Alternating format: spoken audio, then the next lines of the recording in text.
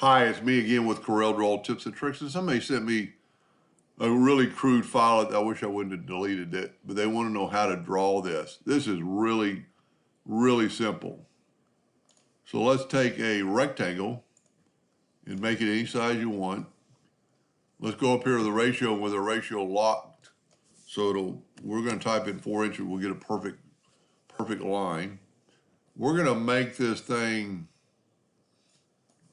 2 inches wide. Now when we go and make it thicker, a thicker line, we'll go, let's make it 1 inch wide. And that's too thick for that item.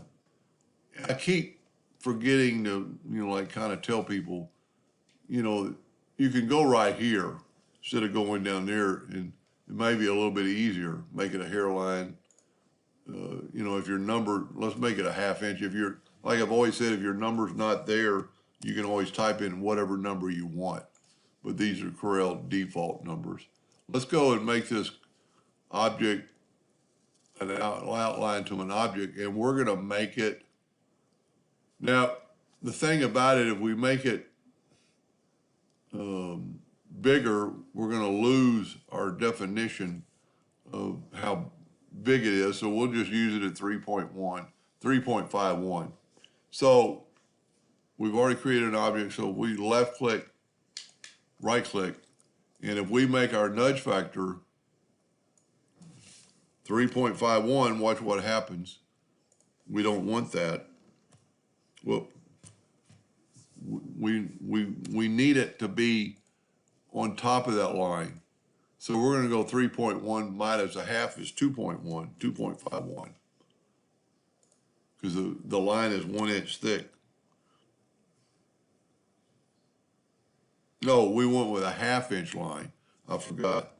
I did a 1 inch line earlier. So let's make our nudge factor 3.01.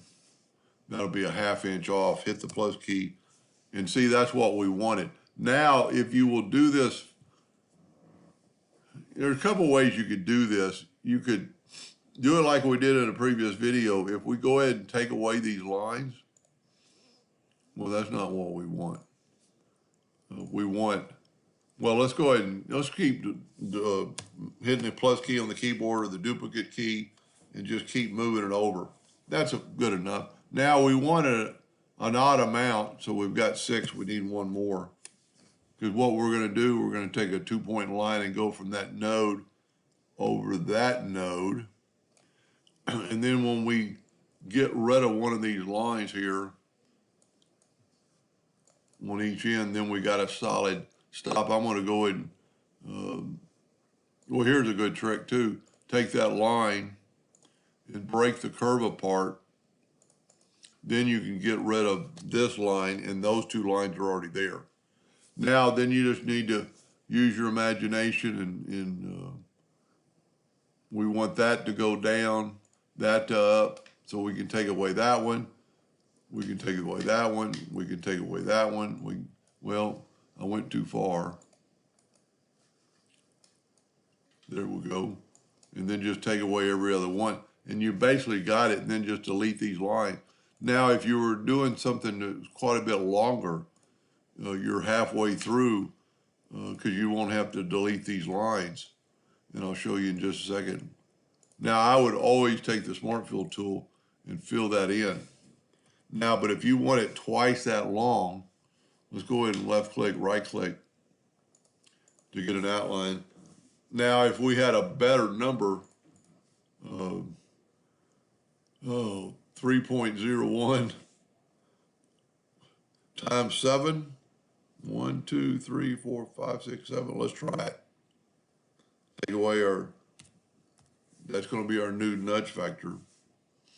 Control D and make a different duplicate, and look at that, and then mirror it.